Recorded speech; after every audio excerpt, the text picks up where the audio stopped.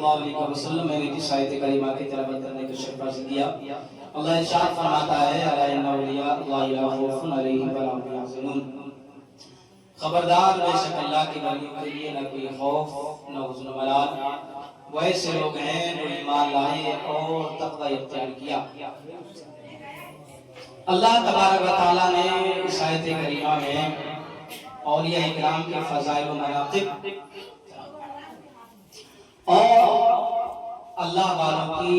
تعریف بیان فرمائی۔ پیارے انہی اللہ والوں میں سے پیران پیر روشن ضمیر غوث اعظم دستگیر رضی اللہ تعالیٰ عنہ کہ جن کے مقام کا یہ عالم ہے کہ آپ تمام اولیاء کرام کے سردار ہیں۔ غوث اعظم رضی اللہ تعالیٰ عنہ کو اللہ تبارک و تعالیٰ نے وہ پاور عطا فرمایا کہ آپ جس کو چاہے مقامی ولایت پر فائز فرما دیں، جس کو چاہے ولی بنا دیں اور جس کو چاہے مقامی ولایت سے ہٹا دیں، جس سے چاہے ولایت چھین لیں۔ یہ غوث اعظم رضی اللہ تعالیٰ عنہ کا کمال ہے۔ حضرت امام حسن بصری رضی اللہ تعالیٰ عنہ فرماتے ہیں کہ اللہ کی زمین پر ایک ایسا بندہ ظاہر ہوگا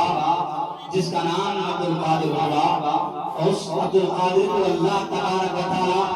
وہ مقام عطا فرمائے گا، یہ مقام اللہ تبارک و تعالیٰ نے امام الانبیاء خاتم الانبیاء سید الانبیاء جناب محمد رسول اللہ صلی اللہ تعالیٰ علیہ وسلم کو انبیاء کے درمیان عطا فرمایا ہے۔ وہ مقام اللہ تبارک و تعالیٰ غوث اعظم کو اولیاء کرام کے درمیان عطا فرمائے گا۔ سید الطائفہ حضرت جنید بغدادی رضی اللہ تعالیٰ عنہ فرماتے ہیں کہ اللہ کی زمین پر ایک ایسا بندہ ظاہر ہوگا کہ جو اللہ تبارک و تعالیٰ کے حکم سے کہے گا قدمی ہادی علی رقبت کل ولی اللہ، میرا یہ قدم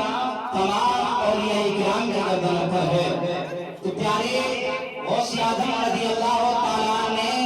مجلس واعظ میں کیوں فرمایا میرا قدم تمام اولیاء کرام کے گردنوں پر ہے؟ در حقیقت میرے آقا صلی اللہ علیہ وسلم نے فرمایا، کب فرمایا؟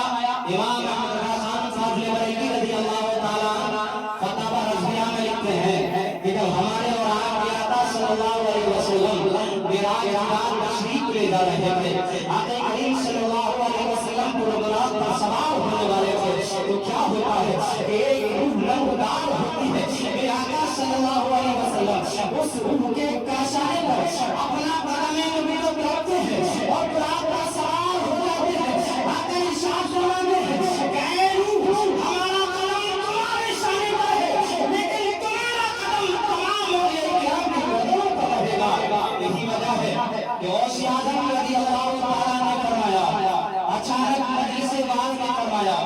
قدمی ہادی علی رقبت کل ولی اللہ، میرا یہ قدم تمام اولیاء کرام کے قدموں پر ہے۔ اس وقت مجلس واعظ میں جتنے اولیاء کرام تھے، چاہے اقطاب ہو اولاد ہو اولاد ہو افراد ہو، جتنے بھی علیہ بارے تھے، سارے علیہ باروں نے اپنے سروں کو جھکایا اور کہا اے غوث اعظم آپ کا قدم مبارک ہماری گردنوں پر ہی نہیں بلکہ ہمارے سروں پر بھی ہے۔ جب غوث اعظم نے فرمایا قدمی ہادی علی رقبت کل ولی اللہ، میرا یہ قدم تمام اولیاء کرام کے قدموں پر ہے، اس وقت خواجہ خاقان فخر ہندوستان حضرت غریب نواز رضی اللہ تعالیٰ خراسان کا پہاڑی ہوئے اللہ کی عبادت کر رہے تھے، اللہ کی بارگاہ میں سر تسلیم کر رہے تھے، جس وقت غوث اعظم نے فرمایا غریب نواز کرتے ہیں اے غوث اعظم آپ کا قدم مبارک ہماری گردنوں پر ہی نہیں بلکہ ہمارے دلوں پر بھی ہے، ہماری آنکھوں پر بھی ہے، ہمارے سر پر بھی ہے۔ یہ دل کے جگر ہے، یہ آنکھیں کی سر ہے، جہاں چاہو رکھو قدم غوث اعظم، کھلا میرے دل کی کلی غوث اعظم، مٹا کام کی بے کلی غوث اعظم، جو ڈوبی تھی کشتی کو دم میں نکالی، تجھے سے قدرت ملی غوث اعظم۔ وہ غوث اعظم میرا غوث فرماتا ہے قصیدہ غوثیہ میں وَلَوْ أَلْقَيْتُ سِرِّي فَوْقَ مَيْتٍ لَقَامَ بِقُدْرَةِ الْمَوْلَىٰ تَعَالِي۔ غوث اعظم فرماتے ہیں کہ اگر میں اپنا راز کسی مردے پر ڈال دوں تو ضرور قدرت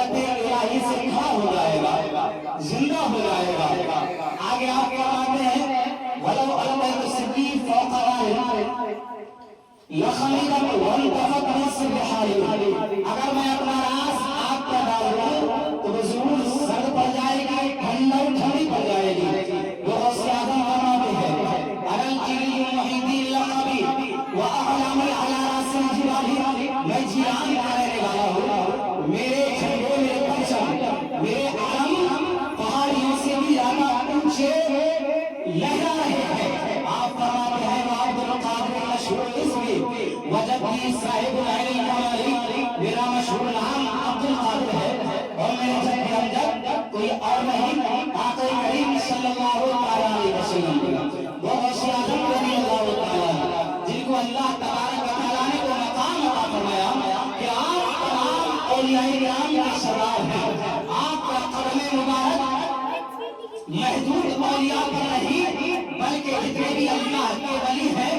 سارے کے سارے اللہ کے ولیوں کی گردنوں پر غوث اعظم رضی اللہ تعالیٰ کا قدم مبارک ہے۔ وہ غوث اعظم رضی اللہ تعالیٰ آپ مہارزاد ولی ہیں، پیارے محترم بزرگوں دوستوں، آپ نے اپنی ماں کے شکم میں 17 پارے قرآن کے حفظ فرما لیے۔ وہ غوث اعظم رضی اللہ تعالیٰ غوث اعظم فرماتے ہیں کہ میں ایک مرتبہ زور سے پہلے آرام فرما رہا تھا تو کیا دیکھا کہ میرے آقا صلی اللہ علیہ وسلم تشریف لائے اور ارشاد فرمایا غوث اعظم تقریر کیوں نہیں کرتے ہو؟ شروع میں غوث اعظم رضی اللہ تعالیٰ تقریر نہیں کرتے تھے، واضح نصیحت نہیں کرتے تھے، لوگوں کو سمجھاتے نہیں تھے، لیکن غوث اعظم فرماتے ہیں کہ میرے آقا صلی اللہ علیہ وسلم تشریف لائے اور فرمایا بیٹے عبد القادر تقریر کیوں نہیں کرتے ہو، لوگوں کو سمجھاتے کیوں نہیں ہو؟ تو غوث اعظم عرض کرتے ہیں یا ابتاہ انا رجل اعجم کیف اتکلم علی فصحاء بغداد، اے میرے نانا جان نبی کریم صلی اللہ تعالیٰ علیہ وسلم، میں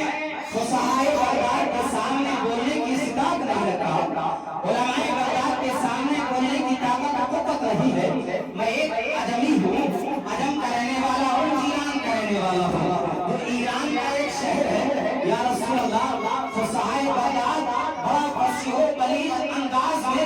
عربی کلام میں گفتگو کرتے ہیں، یا رسول اللہ میں بولنے کی استطاعت نہیں رکھتا ہوں۔ میرے آقا نے فرمایا عبد القادر اپنا منہ کھولو، غوث اعظم نے اپنا منہ کھولا، میرے آقا صلی اللہ علیہ وسلم نے 7 مرتبہ اپنا لوہا آویز ہے غوث اعظم رضی اللہ تعالیٰ کے منہ میں ڈالا، اس کے بعد حضرت علی رضی اللہ تعالیٰ نے 6 مرتبہ غوث اعظم رضی اللہ تعالیٰ کے منہ میں اپنا لوہا کے تہن ڈالا۔ غوث اعظم عرض کرتے ہیں اے میرے علی کے کائنات، آپ نے 7 مرتبہ کیوں نہیں 6 ہی مرتبہ لوہا کے تہن مجھے مبارک کیوں ڈالا؟ حضرت علی فرماتے ہیں اے میرے بیٹے عبد القادر، میں نے 7 مرتبہ اس لیے نہیں ڈالا کہ کہیں ایسا نہ ہو کہ سرکار صلی اللہ علیہ وسلم سے برابری نہ ہو جائے۔ پیارے محترم بزرگ دوستو، وہ تھوک کا لینا تھا۔ غوث اعظم رضی اللہ تعالیٰ اب وہ والہانہ خطاب فرماتے ہیں، ایسا والہانہ انداز میں تقریر فرماتے ہیں کہ آپ کے مجمع میں سینکڑوں نہیں، ہزاروں نہیں، بلکہ لاکھوں لوگ گناہگار فساق و فجار غائب ہو جاتے تھے، اور لاکھوں یہود و نصارا کلمہ پڑھ کر داخل اسلام ہو جاتے تھے۔ جب خطاب ہاتھ میں ہوتا تھا تو نہ جانے کتنی روحیں چیخ مار کر تفسیر سے پرداز ہو جائے کرتی تھی۔ وہ غوث اعظم رضی اللہ تعالیٰ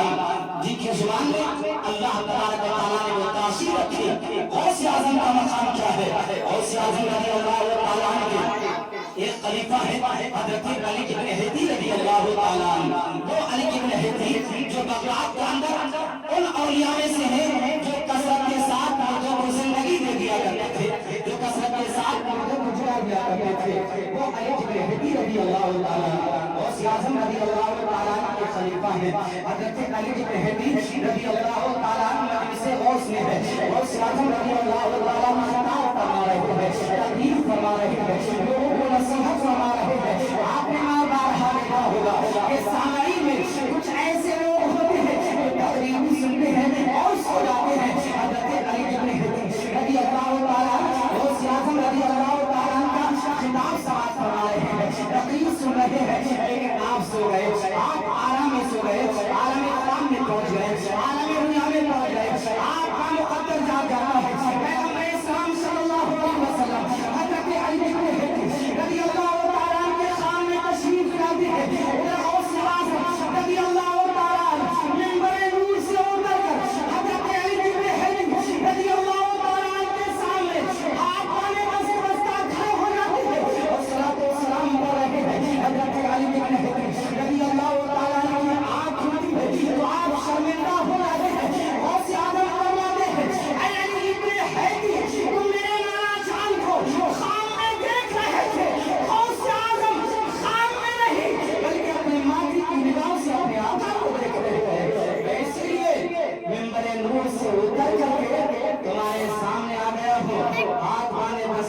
پر کھڑا ہو گیا ہوں، وہ غوث اعظم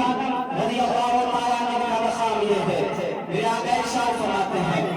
انا خاتم النبیین لا نبی بعدی، میں آخری نبی بن کر آیا ہوں، میرے بعد کوئی نبی نہیں، کوئی رسول نہیں، کوئی پیغمبر نہیں، کوئی پیغمبر نہیں آئے گا۔ پیارے محترم بزرگوں دوستو، میرے آقا صلی اللہ علیہ وسلم تک جتنے انبیاء کرام رسولان اعظام آئے اور لوگوں کو ہدایت کی طرف لاتے گئے، لیکن میرے آقا نے فرمایا نا خاتم النبیین لا نبی بعدی، میں آخری بن کر آیا ہوں، میرے بعد کوئی نبی نہیں آئے گا، کوئی رسول نہیں آئے گا، کوئی پیغمبر نہیں آئے گا۔ لیکن اس شان مصطفیٰ عرض کرتے ہیں عالم تصور میں یا رسول اللہ پھر بھٹکے ہوئے کو سیدھا راستہ کون دکھائے گا؟ تو وہی جو کام انبیاء اکرام رسول اعظام کر رہے تھے، اب وہی کام اور یہ اکرام کریں گے، اور یہ اکرام کر رہے ہیں، علماء اکرام کر رہے ہیں۔ میرے آقا ارشاد فرماتے ہیں علماء امتی کا انبیاء بنی اسرائیل، میری امت کے علماء بنی اسرائیل کے نبیوں کی طرح سے ہیں۔ اب علماء ورثۃ الانبیاء، علماء اکرام انبیاء اکرام کے وارثین ہیں۔ پیارے محترم بزرگوں دوستو، حضرت مجدد الانسانی رضی اللہ تعالیٰ عنہ مکتوبات مجددیہ میں لکھتے ہیں کہ بیت المقدس ہے، اور بیت المقدس میں ایک نورانی منبر بچھا ہے، اس نورانی منبر پر میرے آقا صلی اللہ علیہ وسلم تشریف فرما ہے۔ حضرت آدم نیچے ہے، حضرت سلیمان نیچے ہے، حضرت داؤد نیچے ہے، حضرت یحییٰ نیچے ہے، حضرت زکریا نیچے ہے، حضرت موسیٰ نیچے ہے، حضرت دانیال نیچے ہے، امام الانبیاء منبر نور پر تشریف فرما ہے۔ اس نورانی منبر سے، اس نورانی مجلس سے حضرت موسیٰ کلیم اللہ کھڑے ہو جاتے ہیں اور عرض کرتے ہیں یا رسول اللہ آپ نے ارشاد فرمایا علماء امتی کا انبیاء بنی اسرائیل، میری امت کے علماء بنی اسرائیل کے نبیوں کی طرح سے ہیں۔ یا رسول اللہ آپ نے فرمایا علماء ورثۃ الانبیاء، علماء اکرام انبیاء اکرام کے نائبین ہیں، وارثین ہیں۔ یا رسول اللہ موسیٰ کلیم اللہ عرض کرتے ہیں یا رسول اللہ کسی ایک کو دکھائیے۔ میرے آقا صلی اللہ علیہ وسلم مشعر نبوت ہوتی ہے، امام غزالی کی جانب اشارہ ہوتا ہے، امام غزالی اس نورانی نبی میں کھڑے ہو جاتے ہیں۔ حضرت موسیٰ کلیم اللہ علیہ السلام امام غزالی سے عرض کرتے ہیں باعث کا امام غزالی تمہارا نام کیا ہے؟ حضرت امام غزالی عرض کرتے ہیں اسمی محمد بن محمد بن محمد بن محمد، میرا نام محمد، میرے باپ کا محمد، میرے دادا کا محمد، میرے پردادا کا محمد۔ حضرت موسیٰ کلیم اللہ علیہ السلام عرض کرتے ہیں اے امام غزالی ہم نے تمہارا نام پوچھا تھا، تمہارے باپ کا نہیں، تمہارے دادا کا نہیں، تمہارے پردادا کا نہیں، بس اپنا نام بتا دیتے کہ میرا نام امام غزالی ہے، میرا نام محمد ہے، لیکن تم نے جواب کو نمبر دیا، تم نے جواب کو راز کر دیا، تم نے جواب کو کر دیا۔ حضرت امام غزالی حضرت موسیٰ کلیم اللہ علیہ السلام کی بارگاہ میں عریضہ پیش کرتے ہیں اے اللہ کے علی یاد کیجیے اس منظر کو جب اللہ تبارک و تعالیٰ نے فرمایا راضی امین کا یا موسیٰ، اے موسیٰ علیہ السلام تمہارے ہاتھ میں کیا ہے؟ تو تم جواب دے دو اے پروردگار عالم میرے ہاتھ میں عصا ہے، میرے ہاتھ میں ڈنڈا ہے، لیکن تم نے جواب کو لمبا دیا، تم جواب دے دو میرے ہاتھ میں عصا ہے، میرے ہاتھ میں ڈنڈا ہے، لیکن تم نے کہا میرے ہاتھ میں ڈنڈا ہے، میں دشمن کے سامنے ڈالتا ہوں، اسلحہ بنواتا ہے اور اپنی بدری میں ڈالتا ہوں، ایسی سے ایک لگا کر سو جاتا ہوں، اس میرے لیے بہت سارے آیتیں ہیں۔ حضرت موسیٰ کلیم اللہ علیہ السلام ارشاد فرماتے ہیں اے امام غزالی میں اس وقت اپنے رب سے ہمکاری و کلامی کا شرف حاصل کر رہا تھا۔ امام غزالی عرض کرتے ہیں اے اللہ کے نبی بس اللہ تبارک و تعالیٰ نے اپنے سے نازل اپنے قریب سے ہم کلامی کا شرف عطا فرمایا، اس لیے میں نے اپنے کلام کو لمبا فرما دیا۔ یعنی پتہ چلا کہ در حقیقت علماء اکرام انبیاء اکرام کے وارثین ہیں۔ آقا ارشاد فرماتے ہیں علماء امتی کا انبیاء بنی اسرائیل، میری امت کے علماء بنی اسرائیل کے نبیوں کی طرح سے ہے۔ العلماء ورثۃ الانبیاء، علماء اکرام انبیاء اکرام کے کے وارثین ہیں. آپ کو یاد ہوگا کہ اللہ تبارک و تعالیٰ نے جتنے پیغمبروں کو بھیجا، رسولوں کو بھیجا، ان کے ساتھ ساتھ